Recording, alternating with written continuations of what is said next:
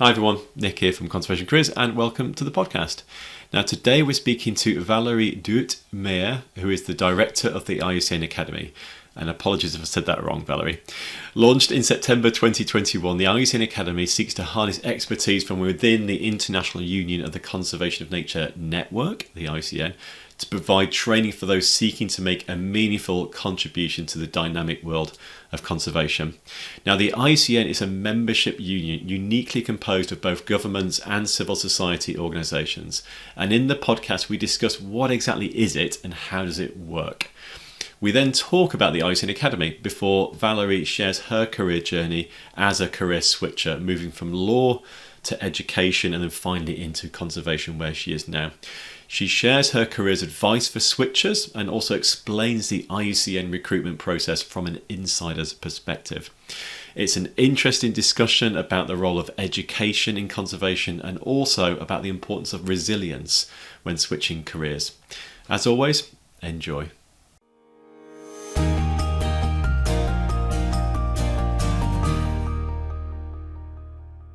So I'm Valérie Meyer and I'm the director of the IUCN Academy. Great. Welcome. Nice to meet you again, Valerie. Thanks for joining the podcast. Let's start with IUCN then. You know, I like to kind of start these discussions with understanding who the organization is that you work for and so that the listeners also understand that too. So IUCN is International Union for the Conservation of Nature. But who or what is the IUCN? What does that mean? It's quite a big, complicated beast. It is indeed. It's a strange animal, but a very interesting one. So as the word says, it's a union. I am working for what is called the IUCN Secretariat. So we are serving that union.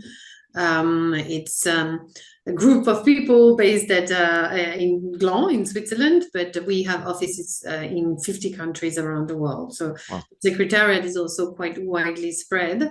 And what is really IUCN is mostly its members. And the interesting thing about IUCN is it has very different categories of members. We have NGOs, which is probably the most obvious one when we think about conservation. We have governments. We have also subnational entities. So we can have, a specific ministry. We can have the government itself, but we can also have cities who are members of IUCN. Wow. That's a new membership which was added during the last World Conservation Congress in Marseille.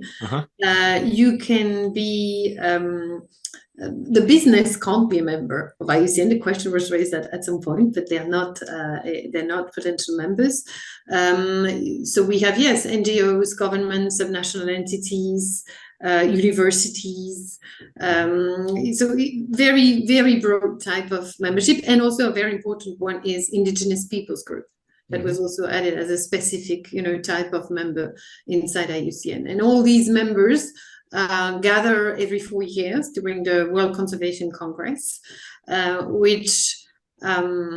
we host our General Assembly and where the decisions for the program of work of IUCN for the next 4 years are taken, but also the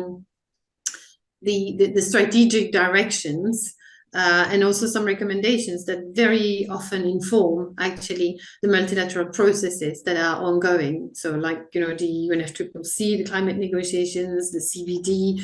So oftentimes IUCN is considered as because of the quality of the research work it is doing, as being an influencer of what is going to happen afterwards in these multilateral fora.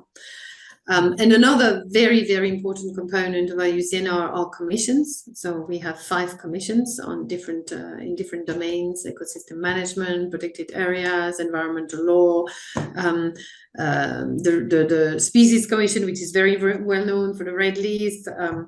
We have a climate change one, which is a new one. We have one on education and communication.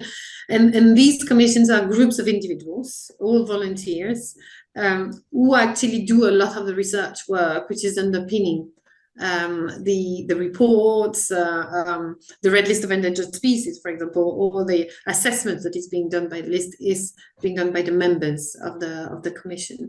So I work for this small secretariat, but we have thousands of people who are actually really at the heart of what IUCN is and supporting the work of IUCN itself, and this membership community who is trying to shape the agenda for conservation and biodiversity protection. That's easily the best description I've ever heard of the IUCN. Thank you. That really has kind of brought it together and showed the kind of scale and breadth of the work that's involved in the different layers, from international to national to city to local community. It's fascinating. What unites all the members? Like, why do people sign up to the IUCN to become a member, and what do they sort of get in return? Like, what support does the Secretariat offer? So I'm probably not the best person to ask. Yeah. I think you should ask members, but I would say, I mean, it's the belief that something must be done, and that conservation is is really part of the solutions regarding the environmental challenges we are facing, and at societal as well as the nature level. Those people believe that nature should only protect it for itself, for sure, but also because it is what will help us tackle the huge challenges we have ahead. I guess members might join also then for other, different organizational reasons. Yeah. What they are being offered by joining IUCN, I mean, I should invite my colleague Ian, who's in charge of membership, just to talk about that. But I mean, they are part of this very big community, so I know there is a lot of exchange between members. They work with the IUCN Secretariat on projects, so some help us implement our projects on the ground. They receive also information. We communicate regularly with our members. So I guess it's being part of a big club of conservationists. We have tiny NGOs, and then we have big ones like WWF, for example. So it's also a possibility for these smaller organizations to get in touch with bigger ones, and vice versa. So I think it's what you were mentioning, all these levels getting together. I think as a member, this is what I would really see as an added value. Yeah, maybe they would have another answer. So maybe, but I think that is what I would perceive as really the big advantage of being part of IUCN, being a member. Yeah, that makes sense. And just thinking about IUCN compared to some other conservation partnership partnerships like BirdLife International would be one that we know quite well, Fauna and Flora International. Those tend to just work with charities. That seems to be that they're a partnership of conservation charities, whereas it seems like almost a strength of what you do is working with lots of different types of organizations. That must bring its own benefits and its own challenges, I'm sure, but its own benefits too. Yeah, you can work in lots of different ways and pull in different people from within your network as in how their kind of expertise are needed. Yeah, it's really fascinating. Yeah. And your role, so you are the director of the IUCN Academy, and the Academy is a relatively new part of IUCN, is that right? Very, very new. Actually, it was officially launched during the last World Conservation Congress in Marseille. So that was September 2021. So as you can see, and in between there's been COVID, and so things have been slowed down a little bit. But yeah, so it's a very new component of IUCN, a new unit inside IUCN. The idea, IUCN has been doing capacity building for the past 7 decades, and there is a wealth of activity in that domain that has been done by the Secretariat and by the Union as a whole. The idea was to try and somehow give an umbrella for all these activities, and also to try and provide some new impetus to these activities, looking into new technologies, new ways of teaching, new pedagogical approaches, trying to bring all those together to try and create more synergies in what we do in terms of capacity building, because the organization being so broad and spread, as I was saying, with 50 offices around the world, you might easily actually reproduce things in different parts of it without really knowing it. And so we had that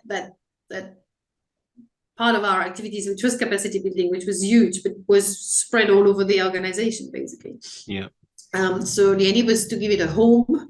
And for me, the objective is on one side to really serve the union with the elements I was mentioning, with some support, pedagogical support, new tools. So we've launched an online platform to welcome all the activities, the training activities of IUCN. And secondly, it is also to try and reach out a broader public. For the reason I was mentioning earlier, we know that nature conservation is part of the solution, but at the same time, even though the topic has really come up on the global agenda in the past years, for a very long time it was considered as something nice to have. It's beautiful. It's and so as people get more and more interested in the topic and are willing to get engaged, whether they come from the conservation domain or not, we thought that IUCN had the right profile basically to try and provide training to these people and to open up training opportunities which go beyond the usual suspects. I mean, the conservation community that we've been serving for the past 70 years. Yes. Great. So you've got a lot of expertise within IUCN, and you're looking to kind of develop those into kind of training courses, if I can paraphrase, which anyone can access. Is it going to be open to all, or is it from just within the IUCN? No, some of these courses are, dedicated to specific beneficiaries because they're part of specific projects, inside IUCN. But we also want to have courses which are really targeting a broader audience outside the usual beneficiaries. For the moment, because we had to find a starting point, we're more looking at the professional audience, so what is called continuing education also. So professionals, younger or more senior professionals. Before joining IUCN, I was working in executive education, and I strongly believe in the power of having diverse cohorts brought together. And so what we are trying to achieve is to bring different profiles, people with different backgrounds, with different cultural origins together to discuss a specific topic, and to get trained on that topic, but also to give some of the knowledge they have, some of the experience they have to the rest of the group, so that you get this chemistry that actually arise in these courses, where you come out of it not only with more knowledge or skills, but also with some sort of an opening of the mind, if I may say, to other ways of looking at the same issue, of perceiving the reality, which is, I believe, the key to our success in the end, if we want to succeed in these complicated times for the planet. And can you give us like an example of a course maybe that you've been developing or running, and what's it like? How do people engage in it? Just sort of paint a bit of a picture of it. So you will find different types of courses on the platform. We have these, we're trying to put together a series of introductory courses. So these are short courses, self-paced, online, mostly to sensitize people to some topics or to some of the activities that the IUCN is doing. So we have recently launched one on World Heritage and Conservation. We have one on going to have one on the green list and protected areas, which is one of the important standards IUCN has put together. So we were trying to cover. We will have one on the red list of endangered species. So we're trying to cover some of these topics, really to draw the attention. They can also be useful by conservationists, because you might have been working, I don't know, in protected areas for a very long time and would be interested in taking a course on the red list of endangered species, just to understand a little bit more what this is about. And so it's all about creating bridges in general. And then we have courses which are longer. Some are still self-paced, like we have this course for assessors of the red list of ecosystem, for the red list of ecosystems. So here we're really trying to help some of our members and commission members to contribute to the rest of the ecosystem and to become assessors, and so that's a much longer course and definitely targeted at a specialized audience.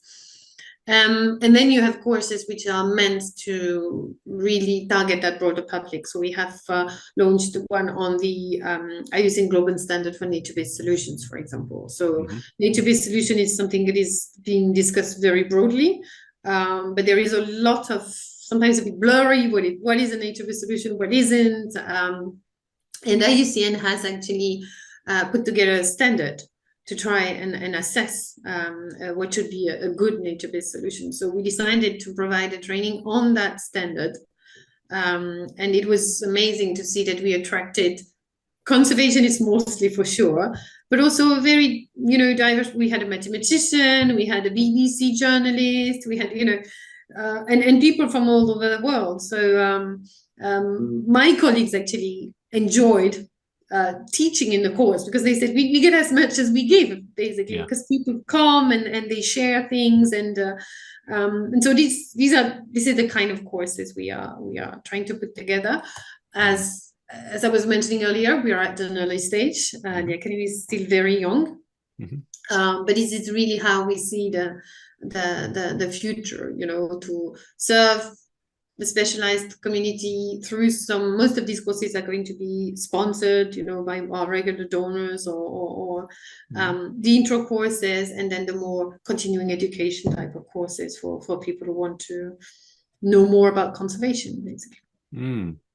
And your role as director then in the academy, it's 18 months old, something like that, I'm guessing. That seems to be about the time scale. Like, what is your particular job, Valerie? What does it entail being the director? What's a typical day, week, month? What would you like to share? I wish there was a typical one.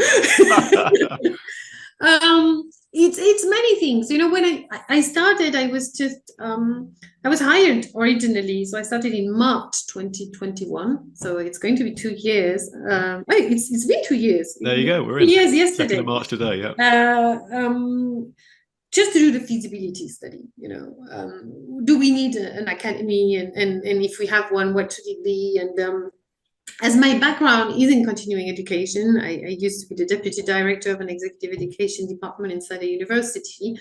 It is pretty naturally that I, turn towards what training for professionals would mean if we create an academy. And so I do most of the strategic thinking, if you want to put it this way, try and identify topics that would be interesting to have on our list. We've also looked for academic partners. We're very lucky to have 7 amazing academic partners around the world who are supporting the academy. So some of it is public relations, partnership building. There is some business development skills for sure, to make, because we want to make this academy sustainable, to make sure that it is financially viable, and that we do not always rely on donors to maintain this activity. And then there is also going into the domain of pedagogy support. And now I have a team, so they are doing most of that work, but my background is also in that domain, pedagogical innovation, pedagogical engineering, and these kind of so we also help our offices around the world try and think more strategically about capacity building and training, and not as a nice to have or an automatic add-on to things, but as a powerful tool actually to get messages go through. And which bits do you thrive on? Which bits do you enjoy most about your work? I would say what I'm enjoying is the diversity. I would have a difficulty being in a job where I do only one kind of thing, one type of task, or I'm enjoying that mix between a more entrepreneurial approach as we look into the sustainability of the academy. Then the discussion with the academic partners are intellectually, enlightening, and the pedagogical element is one that I enjoy very much. The one thing that I'm missing in this new job is the teaching, because I used to lecture and I'm not doing that anymore. So so this pedagogical advice part is a little bit, what compensates You're slightly more managerial in some respects than where you have been in the past. Yeah, are there any other sort of, I don't know, challenges that you'd like to share in a role like yours too? Well, as you were saying, IUCN is a complex organization. And Yep. so putting together something like an academy, touching upon a topic that is as sensitive as, training and developing people's knowledge, et cetera,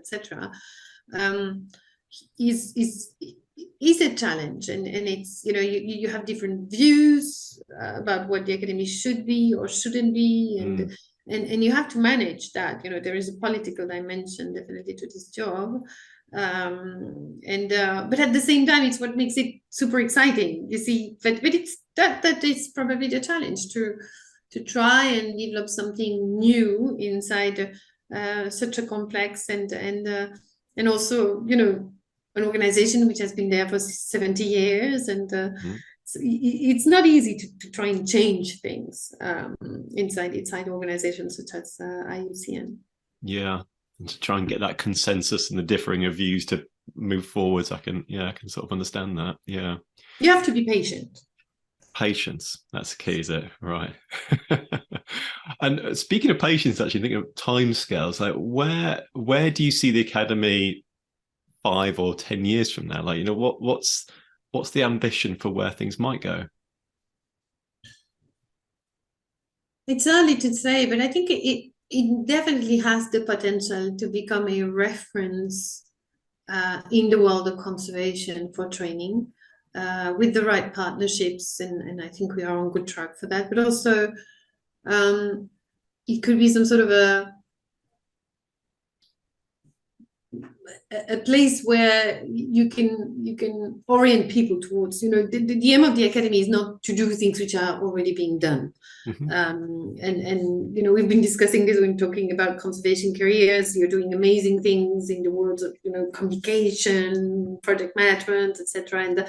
And so I think the role of the academy is also to be able to tell people, if you're looking for something in that domain, this is the organization to go to. Because we have that broad network, because we have that visibility of what is out there, I think it would be great if we could be some sort of a place where you go to be guided and as well as get some training that is would be of great quality, where you would have the latest research available, etc. But also a place where as a real academy, basically, a place where people talk to each other and exchange views and also advice on, where to go, what to do next, basically. Exciting times ahead. Yeah, I love it. I love it. There's so much knowledge out there. And the one thing about conservation that unites us all is that we're all working in the same direction. We all want the same thing. And I think more than a lot of sectors, we do collaborate very openly with one another. I'm not saying it's all perfect, but it does feel that way. So, if you've got expertise to be able to share it with others and train others, it's absolutely kind of, part of the mission of who we are as conservationists, really. Yeah. And we were just talking before we hit record about what is a conservationist too. And you were saying, but I'm not a conservationist. I can't really, in my view, you're helping conservationists to conserve wildlife, and whether that's frontline science research or whatever, or whether that's more supporting, educating, whatever that might be. And working for an organization like IUCN certainly allows you to comfortably wear the label, I would think. But your background's been from outside. And you mentioned previously that you're in continuing come from education. Far away. Yeah, I'm a lawyer by training. Right. Tell us a little bit about your career path then. What have you done? What have been the key roles before the IUCN? I had a bit of a highly diverse journey, if I can put it this way. I've been lucky to choose, a study path which I enjoyed. I tremendously enjoyed studying law, even though right from the beginning I knew I didn't want to be a lawyer. So the question was, what do I do after that? I wanted something international. I wanted diversity and to be confronted to different cultures and I've always also been very much interested in science. I loved science. I abandoned that track when I joined university and went into my law studies, but that was a discipline which I was interested in. And so I started working with the European Space Agency. Oh, wow. Didn't see that coming.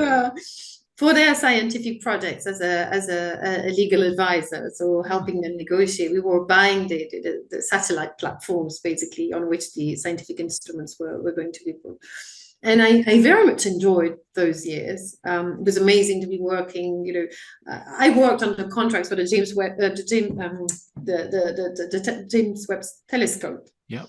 Wow. So we get to see the images now. That's quite, it was amazing times, and we're looking at the beginning of the universe, and then for personal reasons I moved to Geneva, which is a nice and international city, and that's where I started teaching basically, working for an NGO which was mostly teaching civil servants in countries which were in transition. So we would train Afghan people, just after their new constitution had been put in place.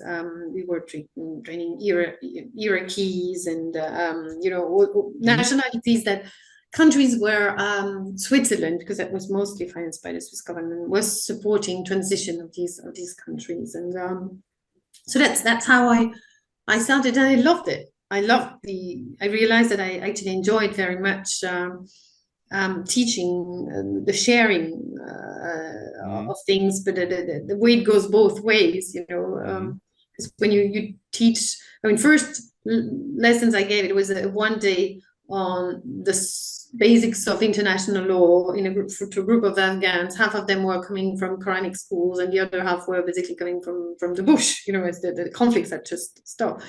And it was quite a challenge. And I finished that. I said, now I can teach anybody. Yeah. No, it certainly was a time that gave me some confidence on how you can approach, things differently with people whose culture is very far from yours. So that's what really gave me the taste for going further into international relations, and I ended up at the Graduate Institute of International and Development Studies, working for their executive education. Did that for 12 years, actually. But starting as a project officer, organizing trainings on the ground in Africa, Asia, and then, moving into more managerial roles, but also in everything that was related to innovation and pedagogy. So I was teaching things such as design thinking, strategic foresight, etc., etc. And so 2 years ago, I thought, well, after 12 years, maybe I should do something else. So I planned to take 6 months and think about what my future would be. And quite unexpectedly, a former colleague of mine said, they're opening this IUCN Academy. They're looking for somebody. I looked at the vacancy. It's really a copy-paste of your CV. You should send your CV. And I sent it, more to please my friend who was, just to shut them up. With no hope or anything like that. And, and I ended up actually getting the job. And I must say that has been my philosophy in general in life. I've followed my inspiration, the opportunities that passed by, and I've been most of the time extremely happy in my jobs because of that. I like the fact that I don't know where I'm going to be in 5 years. Maybe I'm going to do something completely different. But voila, and conservation was a topic that I was very much interested in, because during my last years at the Graduate Institute, I was the director of an executive master in environmental governance. And so,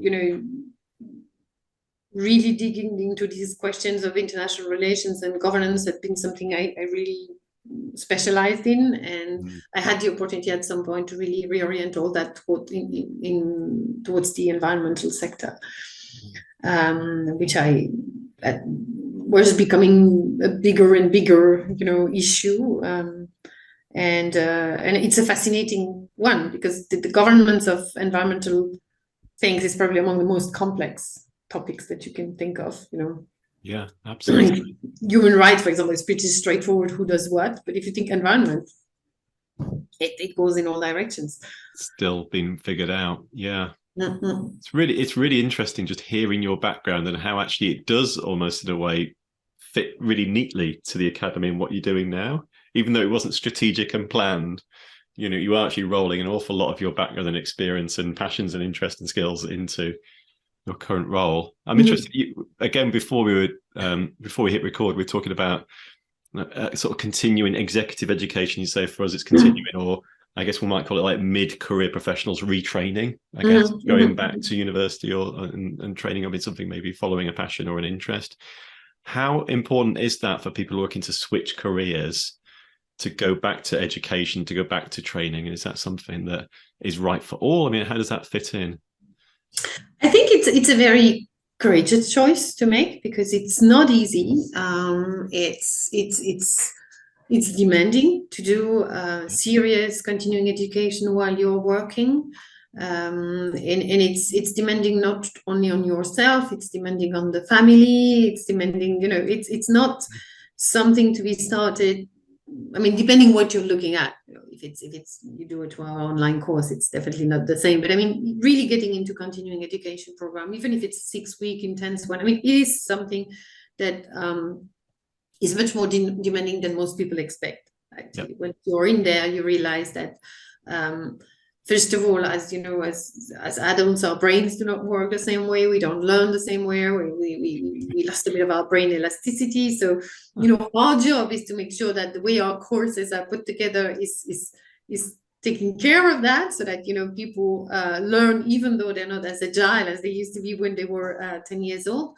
But yeah, it's a decision that, and also it's usually a financial investment. So, there are very few serious continuing education programs which are offered for free. So I think it's something you have to think about before you go. And usually people are being cautious, and don't hesitate to ask for a phone call with the program director, etc. Even if they don't propose it, this is something very common. Mm-hmm. Say, I want to talk to the person responsible to this course, ask all the questions you have, and think that it's worth spending some time. I mean, I know that the offer may sound a bit overwhelming. Today there are so many things in so many different places, so many different formats. So, but considering the investment it requires, and as I was saying, not only financial, I think it's worth taking the time really to ask the right questions and to make sure that you invest in the thing that actually suits you. Then it's only one part of a transition, of a career transition. I always said to my participants, it's the starting point. And the journey ahead, if you really want to make a really transition, really changing completely sector, or is a long one. It's a long one. I mean, I would say in average, it takes 1 to 2 years to succeed with a professional transition. And you're usually closer to 18 months to 2 years. And so, of course, there are ups and downs. So it's also about staying strong. And you're convinced, be convinced that you want to make that change, and don't hesitate to talk also to other people. I mean, Conservation Careers is a great platform for that. You need support from other people. Sometimes just tell you, I mean, keep going. It's going to work. And in the end, it works. I mean, I haven't seen any transition which failed. Some have taken much longer time than others, but I haven't seen any transition and sometimes it didn't go in the direction that people were expecting. And that's the beauty of it, is that you might have an idea of, I want to do that. And I've had some participants say, I'm so happy today, but I have a job which I would never think I would have. But because you start that transition journey, then you see new job, new opportunities. And especially today, I mean, new jobs are created every day today. So, new types of skills and things are needed. So, that would be my last advice. Remain open. Don't think that you know exactly what would suit you. Remain open to opportunities, to other ideas, and I think continuing education can help launch that kind of mental process, Yeah. as a mind opener, mixing with people coming from different backgrounds, different cultures, and learning about jobs you would never think would have existed, or yeah, having an open mind is probably really part of the success for such kind of process. I love that. Yeah. And that building of resilience too, if it takes 1 to 2 years, and that's exactly what we experience on our side too. But if you're committed to it, and you're resilient to it, then you can absolutely see it through. Yeah. Things that happen overnight. When you're hiring for staff at IUCN, either specifically in the academy or more generally, what sort of people or skills or character traits are you looking for? What people tend to float to the top? Like, what is it about the people who tend to get hired that help them to stand out? I mean, for the rest of IUCN, it would be difficult for me to say, because as I joined recently, I haven't been involved in any of these recruitment processes. So I would say on my part, I'm looking for people who are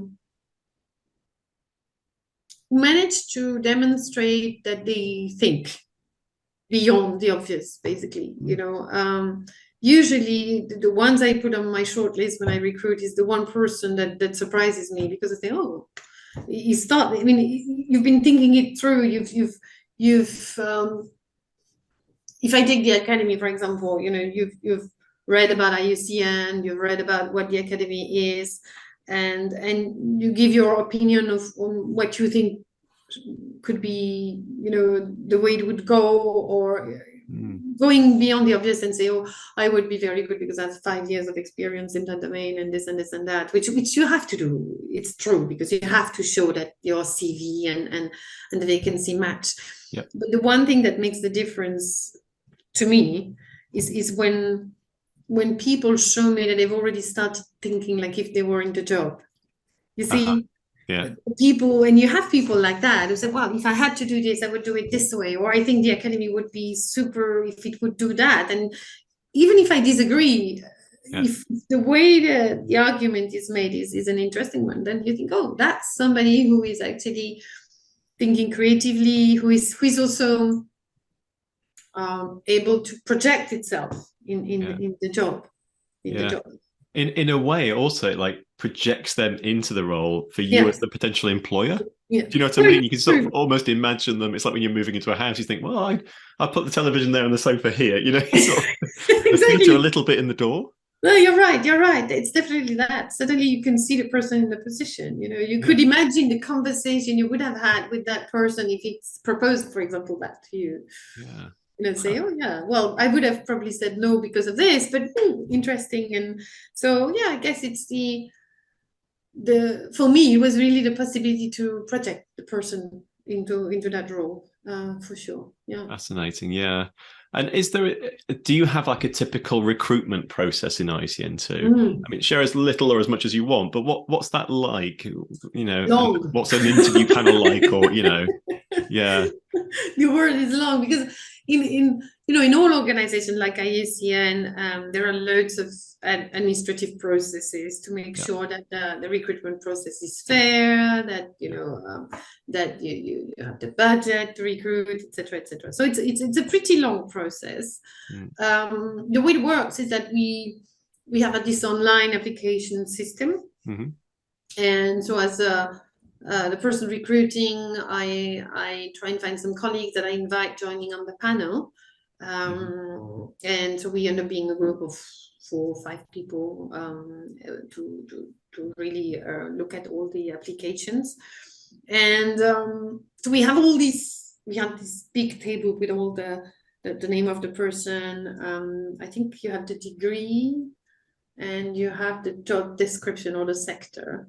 And then maybe something else. And there I thought that's, if you thinking about, when you're doing the recruitment, depending what you put in that degree section in the application form, this is what is going to determine what appears there. And as I go through the applications, I can't open like 500 applications. So the first screening I do is that I look at the degrees, I look at the sector and the name of the last position that the people are holding. Or, you see what kind of position they hold.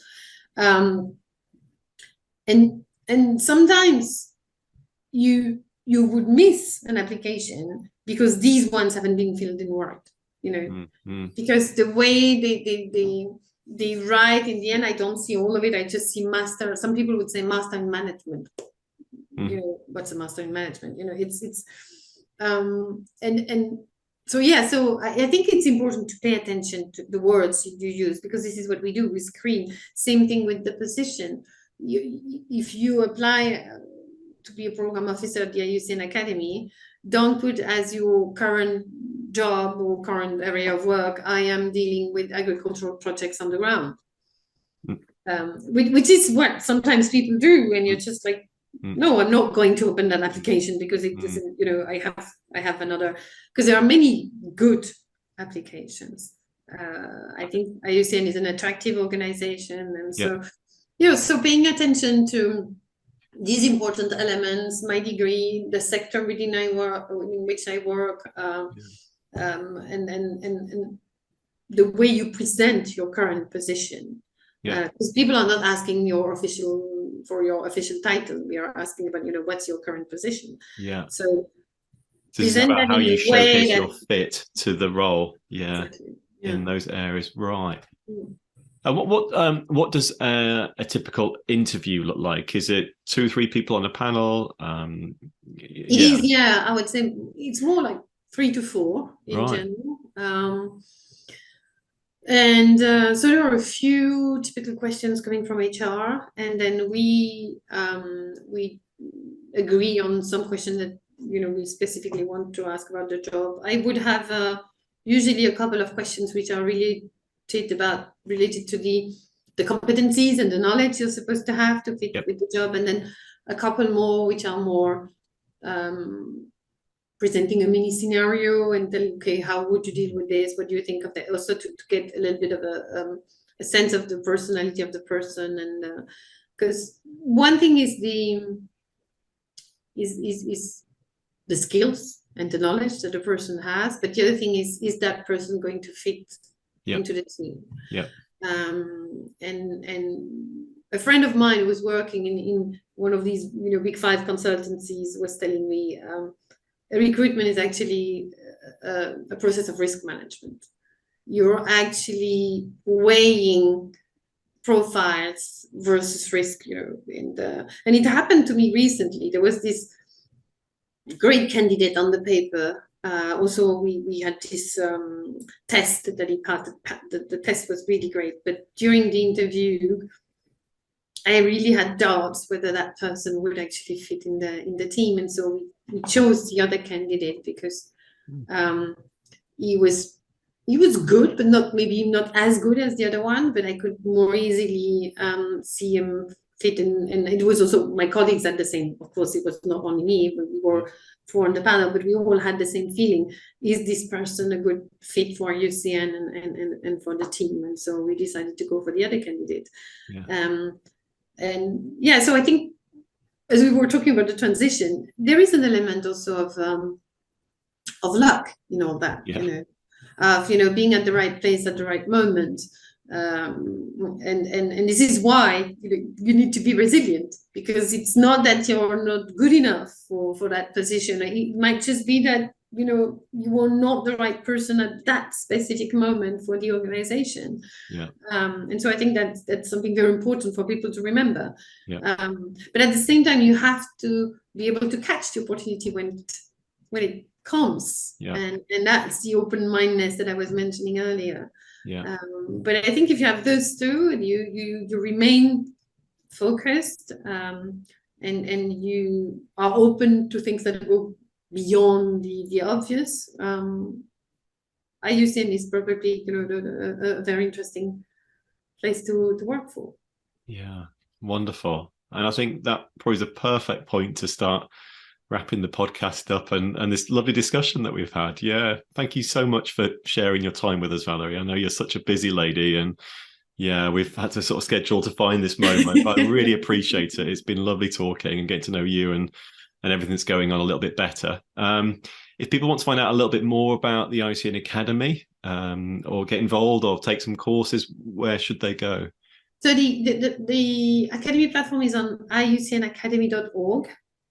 and you have all the information about what we do for the moment. And as I said, this is the beginning, so the catalog is still a small one, but that's probably the right place to start. And then of course you have more information not only about the academy but also about IUCN and all the work it's doing on IUCN.org.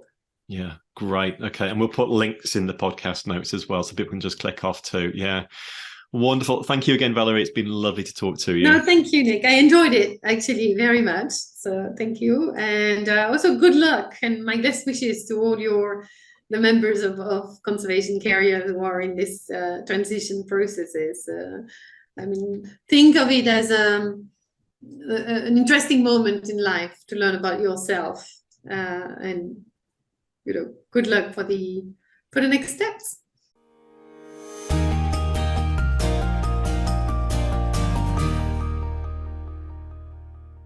Okay, well, I hope you enjoyed that, everyone.